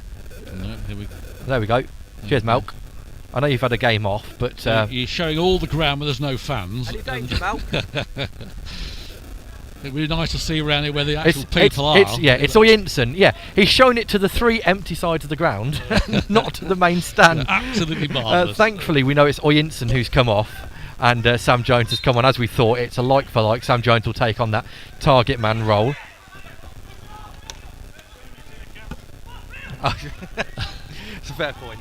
Yeah, at least the camera's over that side. Well, Mills threads the ball through to carry Sheriff. Sheriff heavy beaten touch to it, and the ball back with Chris Neal, who slams it forward. There is Hume. Pressed down by Stevens, but couldn't control the ball. Jones hasn't yet touched it, and has now. Goes down and fouls straight away. Did a little bit better than... You can't tackle with your face, yeah. Sam. Well, Sam Jones there again. He got sent off at Gloucester for being petulant and kicking ball away, etc. You might have learned from that one. You would have thought you might have learned, but yeah, he's been a little bit petulant there as well. Well, Ben Ackwade's first involvement on Saturday was looking, wasn't it? Ben Ackwade, when Ben Ackwade, that's her. When he came on, within about 30 seconds, he's gone straight through someone. Yeah. Oh, here's a chance for Fylde though. Again, playing that hold-up play. It's with the 18 Willoughby. Does well and stabs the ball out to the number 10. Really good work by Willoughby. Header's not got there, and Stevens can't really get the ball away. And there's a chance here again for Fylde in the area now. Good foot by Luke Graham. Dive, says the referee. Luke Graham stuck a foot out. Jordan Hume went over. Referee blew his whistle, and there was a horrible second where the whole ground waited to see which way he was pointing. He's pointed the opposite way and will be putting Jordan Hume in the book for simulation. That was heart in mouth from Kettering. I must admit, I'm a lot further away from it. My first thought was penalty. Well, I didn't. Interesting. I am closer than you, though, You're by close about, by about 4 foot. 4 foot closer, yeah. I thought he played for it. And so did the referee. And he'll be as right as ninepence in about 5 minutes. Well, the referee's telling him to get up, and Holm is not obliging.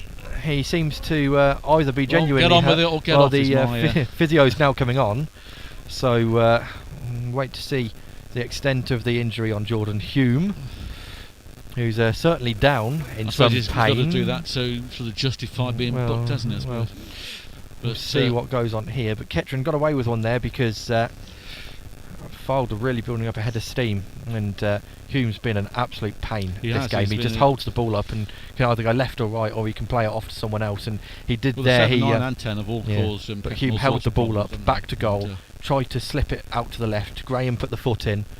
Hume went down. Referee says dive. Hume says penalty, but it's the referee's word on this occasion that counts.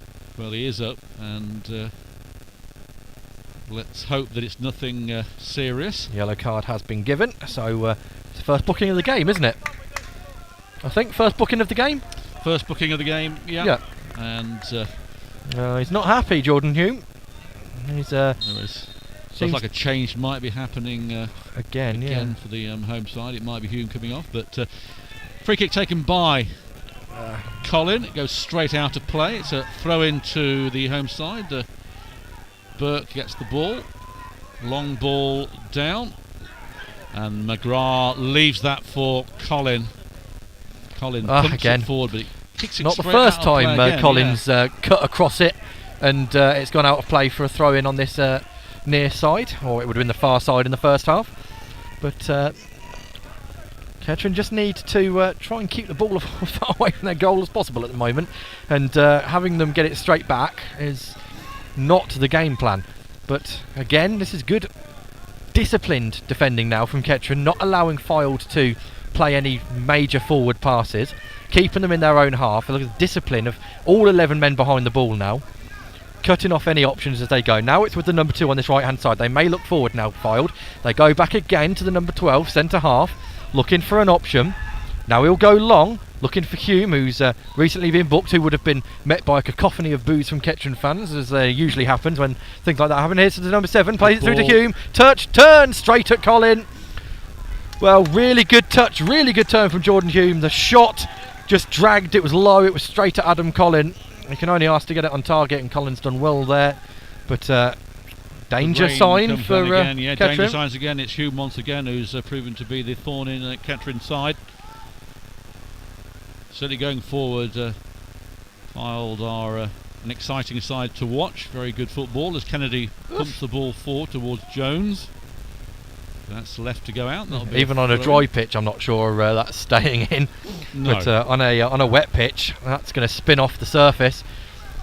Fylde are really using this rolling ball system, aren't they? Where they have a lot of balls around the edge of the area, as they have to with the COVID regulations, and they get playing on very quickly from free throw-ins. Well, look at the way the ball held up in the air there, and now here comes Fylde.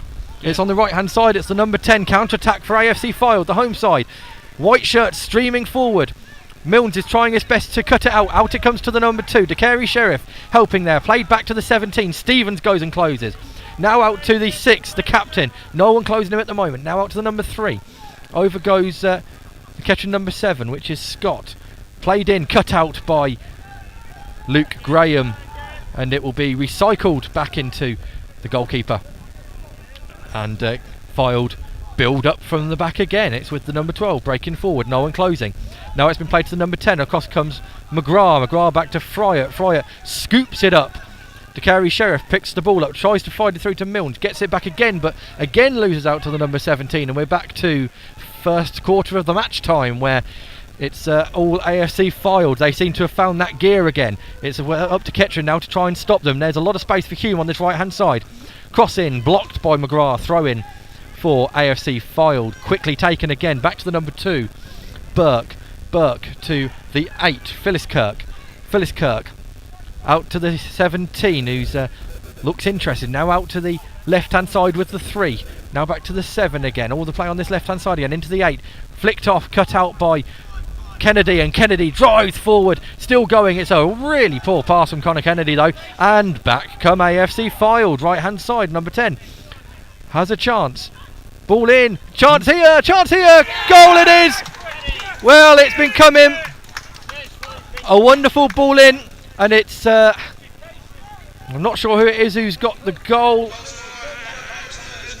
Oh, it's number 8. Phyllis Kirk scored. He took a touch, took it away from his defender and slammed home from close range. Nothing the goalkeeper can do there. It's 1-1, and Kettering have had a better second half than they did the start of the first half, but AFC Fylde have got back into it and certainly been playing the better football the last 5 minutes, and this time what they couldn't do in the first 30 minutes of the game they have done this time, and it is 1-1. Well, now we'll see what Kettering are made of, because I think it's going to be one way at the moment. It's going to be Fylde again. The tails really up. Houghton going for this throw in, a good goal, a good move.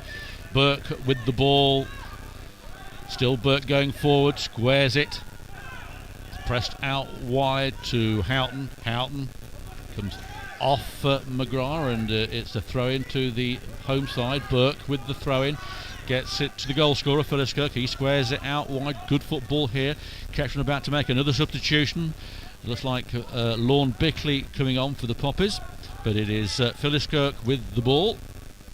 Good little leaf on there, a lovely ball here, and it's Tollett with it. Lenson, good football.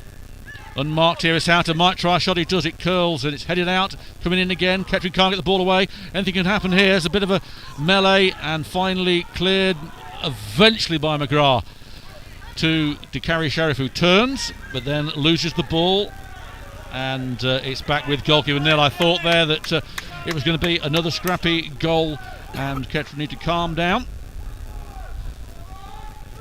and regroup. 1-1 here. We're into the 22nd minute of this second half. It was the goal that Kettering scored against Fylde, is the first that they have conceded in the league this season. It's over there to Perkins, almost robbed, but he gets the ball back. Jones tries to power in, can't get the ball. It's back here with Sanders. Burke's waiting for the ball, but it's Graham finds Stevens turns, squares it to Storer on the far side. Storer plays it out wide to Scott. He's under a bit of pressure, has to play the ball back to Storer. Storer just on the halfway line, flicks it through, trying to find Scott. He has done, and that's a throw in to Kettering down the far side. A throw in, a bit of relief for the defence, who've taken a huge amount of this game in this first 70 odd minutes of this game. Not quite 60 yet. odd minutes of this game. It's going to be a long throw in from Kennedy. Remember, we scored a goal from a long throw in on Saturday. Be nice to repeat that this evening. Well, Josh Scott is in the area. He is. Although he's at the back post this time rather than at the front post, which is where he was that time. That's flicked down. It can't find Graham, and away it comes, but picked up by McGrath. McGrath out to Milnes. Milnes lofted ball in, headed away. Stevens will get there first. Bit of pressure being put on by Kettering now. Now it's McGrath. McGrath takes a touch. He loses it. It was a poor touch from McGrath, and it's 5-3-3 in Fylde's favour out on the left-hand side. Red shirts getting back, but will they get back in time? Ball put in. Oh, it's hit the bar. Still in. Still in play.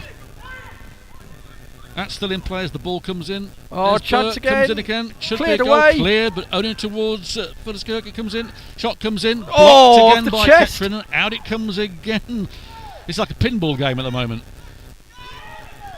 Goodness Played me. out wide. Here's Burke going to get the ball in. Comes in right-footed. Luke Graham's away. Comes off the foot. There's Graham. Just And lobs away it anywhere. goes.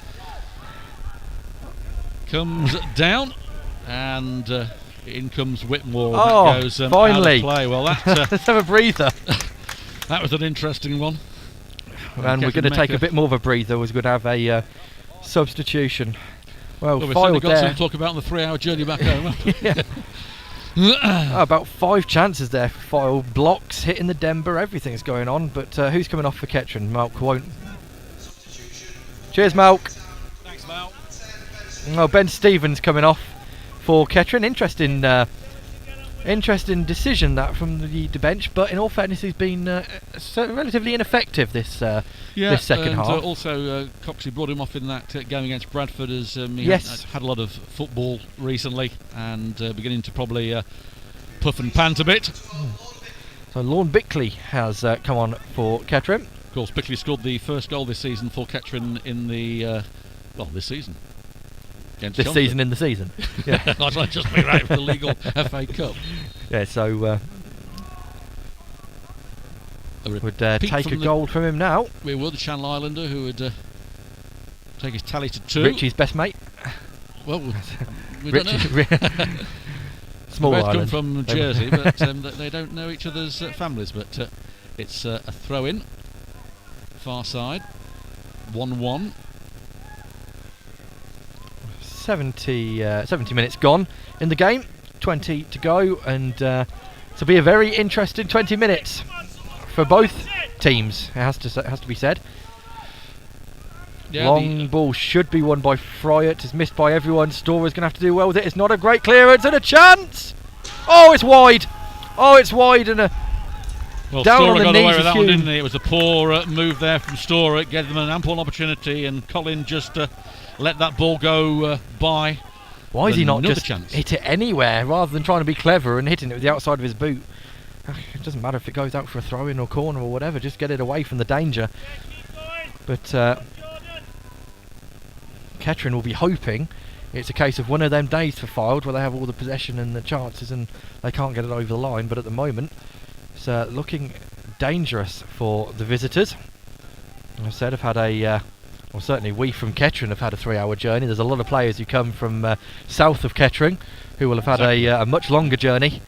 They won't want to want to go back all that way. Undefeated, is that going to be defeated? It's a corner ball. Lorne Bickley really pressured the number 6 Alex Whitmore, and it's a Well, a chance for Kettering. It's Kettering's first corner of the game, is I it? think it is, yeah. Milnes is going to take it, which means he's going to be right-footed, swinging away from the goalkeeper, or it'll be The burning clipped question is, in. will it beat the first man? Well, I don't know. I don't know anymore. I've stopped trying to guess. It beats the first man. It beats nearly everyone, I think, actually. yeah. Oh, and there's a chance here for a counter-attack. It's a Absolutely heavy dreadful touch, corner. and Graham does well. Gets it to the Carey Sheriff. Fylde won a free kick, nothing given. Fylde, penalty!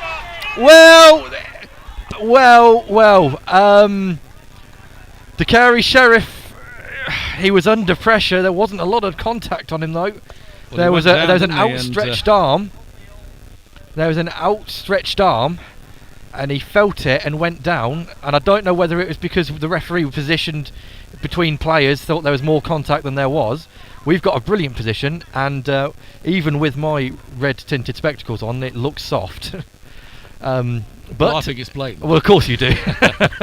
But no, it was a dodgy one, well, to be honest. chance here for Kettering. De Carey Sheriff scored that penalty in the FA Cup. Can he do it again? If he does, I don't want him to do the sort of backflip again, because it's a bit wet and I don't want him injured. Shades of Luar for Portsmouth a few years ago, who did that and injured himself. But De Carey Sheriff now has a chance to restore Kettering's lead in this game. Up steps the number 11 for Kettering. He's 1 from 1 in the season. Goal it is! Kettering have gone ahead, and there will be some complaints from the Fylde team, and they surround the referee, and the bench are in in dismay rather, I should say. But it is a goal. Kettering won't complain. Kettering definitely won't complain, but it is 2-1. Last penalty scored away from home since Aaron O'Connor against Gloucester in 2019. Well, there we go. Of course, DeCary Sheriff now 2 from 2 from the season. A couple of seasons ago, we couldn't have someone who could score 1 from about 4. Well, so it should be down my spine when we were awarded a penalty before. I'm still nervous when we get penalties, yeah, because I don't like when the our penalty record goes for signal, penalty. I'm thinking I'd rather have just had the corner. yes, but so far so good. Sheriff 2 out of 2. Who shot the Sheriff? Nobody. He shot the ball in the net. So well, Fylde have got it all to do again, and yet again it's come after a spell of major Fylde possession. Has happened in the first half. Fylde had all the ball, and Kettering managed to get a goal against the run of play. Although the start of this second half was more even, certainly the last 10 minutes have been all AFC Fylde, and Kettering again have got a goal, and you have to say, against the run of play again. But here come Fylde. They've got 15 minutes to get another chance, and the number 2's got all the space in the world to cross this in. Cleared away by Storer, and there's that renewed energy by the home side, running after everything, really not giving Kettering any time to relax and get set again. The defence are not going to be able to run for about 3 days after this. The amount of work they've been asked to do. There's no game on Saturday, is there? So it gives them it's good good rest, job. It is. It's not over yet, though. Still plenty of time for the home side to draw level. In comes the ball, chested down, might be an overhead. There's a chance here. There's Hume with the ball now between his legs. Twisting, turning. Oh, it's gone in! Under Adam It Collin! didn't stand long, did it? There we go, 2-2. Well worked. Collin got a hand to it. Collin will be unhappy with that one. It may very well be the wetness and the greasiness of the pitch and the ball that has squirmed underneath him. But again, Jordan Hume stood tall, turned, dispatched. Adam Collin never got the shot in the first place. Really, it was should have been tackled and away, but Collin would have been disappointed, as you say, got a hand to it. But it 2-2. Kettering didn't last or stay for long. And, well, we're now Desmond, and I don't know whether we're finished with the goals at the moment in this game. I mean, as a Kettering fan, yeah, it's a little bit of a push in the back there. That is a foul. But do you know what I mean?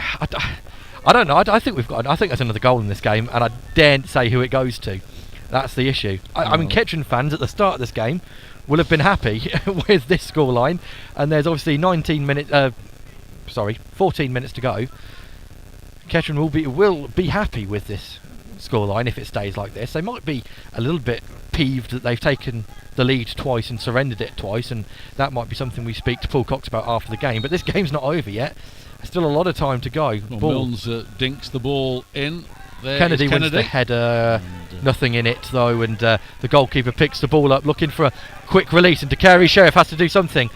Down the line it is, and it's Willoughby. Willoughby with the 2. Clearance has then bounced off Burke for a Kettering goal kick, and Adam Collin wisely taking every single second he can get at the moment, because Kettering have been under the cosh for a lot of this game. Kettering, no more substitutions. Oh no, one more substitution, mate. Sorry, we've had Bickley and Jones on, so we've still got Richins, Chisholm, and Acquire. You'd expect it to be either Richins or Chisholm, wouldn't you? A midfielder who can sit in and take some pressure off. Depends on the fitness levels, isn't it? It does. That's offside, is Lorne Bickley, not given. It wasn't Lorne Bickley, sorry, it was Connor Kennedy. Lorne Bickley has the ball now. He's in the corner. It's a bit early to go for that, Lorne. Ball in. Chance here. Shot. Oh, it's gone wide. Offside. Who was it? It was Sam Jones. Yeah. I thought it was in. I thought it was in. Sam Jones has... I tell you what, Sam Jones has got to be doing a little bit better there for me. Yeah, I thought that was in. It should have been. He maybe could have even taken a touch and set himself. It was shanked past the post, but certainly from our position it looked like it had fallen in the back of that net. It did, didn't it? It was a very obtuse angle we're at to see that, but it still remains at 2-2. Looks like Fylde are going to make another substitution in a moment or two, but they've got the ball now with Hume, the goal scorer. Second goal scorer. He's tough. He wins that over Kennedy and Milnes. Taken quickly. Referee allows that. No one was 10 yards from the ball, but he got away with it. Over on the far side with Tollett. Cleared by Kettering, but given straight away again. One thing Kettering haven't learnt is to keep the ball once they get it.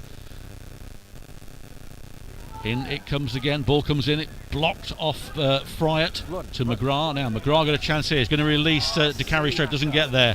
Bickley tries to get there, can't. Foul by Lorne Bickley, Sam Jones.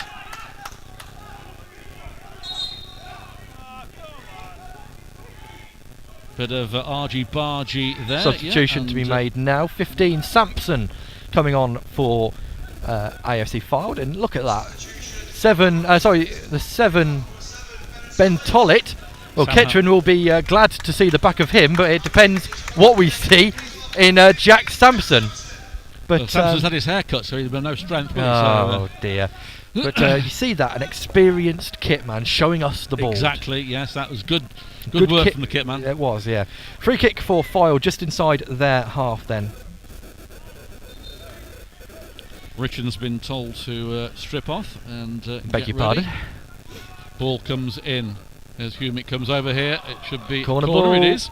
Yeah, no one really claiming for that from Kettering, and it's into the, well, pretty much the last 10 minutes now, and Kettering are going to have to muster every little bit of energy they have left. They've defended doggedly apart from 2 situations in this game. Short corner gone, played back out to the corner taker, changed the angle, in it comes, blocked, and Bickley, no, fouls as the referee. The player hasn't stayed down either. Sheriff has got no options at all.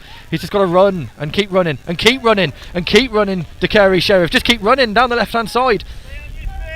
Bickley has the ball, oh, it's cut out and it's a corner. Bickley was inches away from being able to bring that down and fire, about 7 yards out from the goal, but it's a corner for Kettering, and Kettering will slow the game down again. Surely they won't take the lead for a 3rd time. I mean, it'd be brilliant if they could, but... Well, lovely work from De Carey Sheriff down Wasn't there. it? He just ran. Just kept running, the ball was in his favour, he got a good cross in, the corner, it came off the player. I was hoping the ball would go into his own net, but it didn't. Bickley was there waiting for it, but we've got a corner. The last corner wasn't amazing. It allowed a Fylde counter-attack. Sorry. This one comes in. Header! Oh, it's bounced off a defender. It was Sam Jones. Well, it bounced off a defender Sam and took Jones, it off target. That was going in. He's had one chance already, Sam Jones. There's another. Richards is ready to come on. He's down here now, jumping up and down like a spring rabbit. It's Milnes. Another one of those, please, Ben. In it comes, close to the goalkeeper, punched away. Sheriff can't get there. Who is it? Who's on the edge? It's McGrath. McGrath back out to Milnes. Milnes, ball in. Good ball. Missed by Jones. Not cleared. No, here's Jones, sorry. Shot deflected. Chance for Fylde to counter-attack. Oh, chance. It's 3-on-1. 4-on-1 for Fylde. Oh, it's got to be a chance. Storer gets there, does he? Pushing in wider. Oh, Gary Storer, brilliant work beauty. From Gary Storer, 3-on-1, and Kettering come away with it. Once again, Storer shows his class. And Bickley going to put some pressure on the number 6 now. Back to the goalkeeper. Milnes will get there. Oh, it's a good touch, but Kennedy's got all the time in the world. It may be him who's coming off in a moment. You never know. He's going to show what he can do before that happens, if it is to be him who goes. Going down the line, still going. Gets a throw in over the turnstiles over there. Still no substitution for Kettering. I mean, it's a long time to be stood still without a coat on. Michael Richards, they are going to do it. Third time chance here to actually show us the score, to show us the board. Nobody there. Cameras over there, yeah. There's nobody there. Any chance, Milk? Hey! Ben Milnes coming off. He's done really well, Ben Milnes, but he's look at the way he's coming off. He's shattered. And Richards is going to be alongside Kennedy in a real. Half his side got COVID a week ago. So yeah, I've got to. He'll be an enforcer, Michael Richards. He will just be I wouldn't be surprised if Richards will get a yellow card in these next sort of 7 minutes. Not just because he gets a lot of yellow cards anyway, but it may be one of those fouls that he has to take. That might be his job. Long throw in then by Connor Kennedy, who does remain on the pitch. Sam Jones has gone for a short option. I'd really like him in the box if it's available. Bounces through everyone. Josh Scott can't get down there. Oh, it's a heavy touch at the back post. I think it was Luke Graham. No, it wasn't at all. It was Ryan Fryatt. He is a centre half, Fryatt, isn't it? But heavy touch. Well, we haven't got an attendance yet, but We'll let you know as let soon you as know we know. as we do. Chance Going for for a low Fylde one, though. Ed. Well, this game's nowhere near finished yet. Fylde still coming forward again. Left hand side, twisting, turning. Sam Jones is back defending. Nice interplay. There should be a ball coming to the middle now. Too easy, says Paul Cox. Slipped by the number 10, stays on his feet. Kettering have got to work very, very hard now. Lorne Bickley has stayed up, so they're not quite everyone behind the ball, but now there's a chance for Fylde on the edge of the box. Plays it out. Will there be a shot? No, a reverse pass into Kerry Sheriff. Will he get there? It's going to be a 50-50. He gets there, and Lorne Bickley will probably get on the end of this as well. He just needs to run, Lorne. A breakaway on the left-hand side. He's still going, Lorne Bickley, still going. Great defending. Really good defending and good goalkeeping to keep it in play as well. Goodness me. Yeah, he just ran out of legs, didn't he, really, to control Well, he's the only ball. just come on, but... Yeah, and that was a chance for sure. Again, good work as we're getting nearer and nearer to the end of this game. 6 minutes or so to go, plus time added on. 2-2, a thrilling game against a very good side, but it's not over yet. Ball out here to Burke. Burke with plenty of space. Put the ball through No, here. he's not. He's onside, Hugh. Play it out wide. Comes in. Saying handball. Going for the Well, corner. And Fylde are going berserk. It's the new rule, isn't it? If the ball hits the hand that's on the floor supporting yourself, it's not a handball. It's the new rule that was that was brought in last season. So technically, by the law book, yeah. it's correct. But it's one of those where But not many people will have read the rule book. It's the arm that's supporting him as he goes down. It can't be a penalty in those circumstances. Well, from the corner it comes in, flicked out, headed out towards Lorne Bickley at the back post. Can he get there? He can't. He just needs to make a nuisance of himself, but not give away a free kick. Yeah, Perkins gets the ball. That's the quality Comes of in Fylde, again. though. Keep the ball in play. Chance now. They'll recycle it, and there's a lot of space in the Kettering half. Kettering camped now. Ball in. Chance. Header. Oh, he's got underneath it. He's mistimed it, and Kettering will allow that to go past. 4 minutes to go here in the northwest. It's AFC Fylde 2, Kettering Town 2, in what has been just a non-stop game of football. I think we'll be grateful for a break as soon as the final whistle goes, but still 4 minutes to go. If this was a neutral watching this, it's been a great game of football to watch. As a Kettering fan, it's been a bit scary in times. Taking the lead twice, conceded twice, and still not over yet. But anything can happen. As someone said, it only takes a second to score a goal. And here is Colin with a lot of seconds left. Goal kick. Flicked on by Richards. Oh, well, it's who's that? It's Josh Scott working well. Goal kick only. Josh Scott looks at the linesman and says, why haven't you given that as a foul? The linesman isn't interested, just gets back into position. Goal kick for Fylde. This is going to be an interesting last 3 minutes. Goes over everyone. Good judging there by Storer, but Fryatt's not got the ball away, and here come AFC Fylde on the left hand side again. Back they go, biding their time. 11 men for Kettering behind the ball. Lorne Bickley the more advanced. Now on this right hand side for Burke. Good turn by the number 10, and it's good football now from AFC Fylde. Out on the left hand side, there's bodies in the box if he can find it. He goes back to the number 17. Played into the number 10, lots of space. He turns, he's going to shoot. Surely shoots! Oh, what a goal! That surely must win it.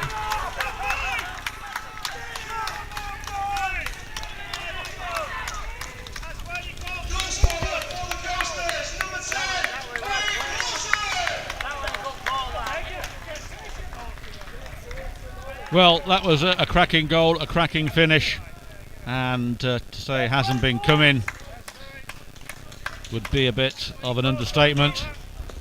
Kettering have fought well, but with only 2 minutes or so of time to go, getting an equaliser looks unlikely, but you never know. So If there's another goal in this game, then you did say for Kettering, if Kettering get an equaliser in this game, I'm really not too sure what will happen. Ball goes forward.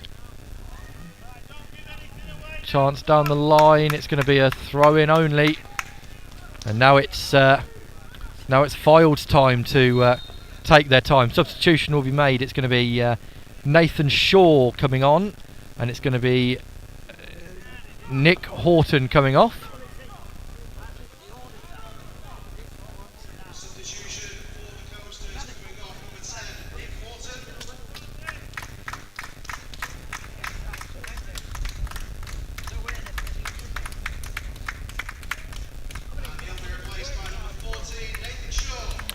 Substitution made. See, this is what frustrates me with the linesman. I don't know what he's doing there. He's got all the time in the world and still takes it. So Kettering have got a minute plus stoppage to pull off the improbable. Yes, it looks... It's not impossible, not because impossible. Kettering have scored twice already, but it's certainly improbable. Yeah. Well, the ball comes in towards Sam Jones. He's given it away and they've kept it in. Graham needed to win it, but it's only gone out for a throw-in. Needed to keep that somewhere on the pitch, really. And I honestly don't know what the Kettering players have got left. They've thrown everything at these 90 minutes. If they can dig down and find something in the last couple. Well, they just need the something ball for a start, yeah. rather than giving it away like that. But it's back with the goalkeeper, Chris Neal. He hoofed the ball forward, and that should go out of play. It does give Storer the chance to get the ball if he can find one. And Storer with it, flicked on by Scott, but aimlessly just humped away into the Kettering half. Graham. This is just head tennis now, although that's not a bad ball from Gary Storer. It's hit Josh Scott. Well, There's we've a not seen a chance. board. We've had 30 seconds over the allotted time. We'll imagine we'll have about 2 more at least. And, well, everyone forward for Kettering, bar Storer and Colin. Long throw in. Kennedy, surely not. Well, we don't get last minute goals, Ed. No, we don't. Flicked on. Sheriff can't get there. Richins. Oh, cleared away. Well, that was a foul in all fairness. Referee wasn't looking. Storer back in. Headed away. Richins will get there, will he? Oh, he falls, trips over Sam Jones. Although Richins is still going. Well, I don't know what he's done there. But, Well, that as probably I was the say, in last chance, every so I would have game, thought. it's to say in every game, when you're chasing a goal, do not shoot from outside the box. Unless, of course, you're away at Stourbridge. But apart from then, don't shoot from outside the box. Try and look for something. And Richins has seen his name in lights there as getting the equaliser in the last minute. And he's mishit it. There were Well, players longest in the ball area. back, in the game so far. Well, it would be the same on the other way, wouldn't it? Of course. If Kettering were 3-2 up. I mean, it was the same at 2-2, in all fairness, from Kettering. But the referee's taking a glance at his sundial. And, there's been what, 4 goals in this second half. You can't only add a minute and a half. well, Richins has the ball. He's under control. He hasn't It's going been the wrong forced way, back, though. He's got back to Colin. Colin will pump the ball forward. He has done towards Jones. He can't get Great there. header. It's back under towards Storer. Storer plays it out wide to Kennedy. He won't keep that in. He hasn't. That will be a Well. throw in. This will take an eternity. Yeah, And from here to eternity, wasn't that, Phil? I think it probably was, yeah. Referee. And Connor Kennedy doing the...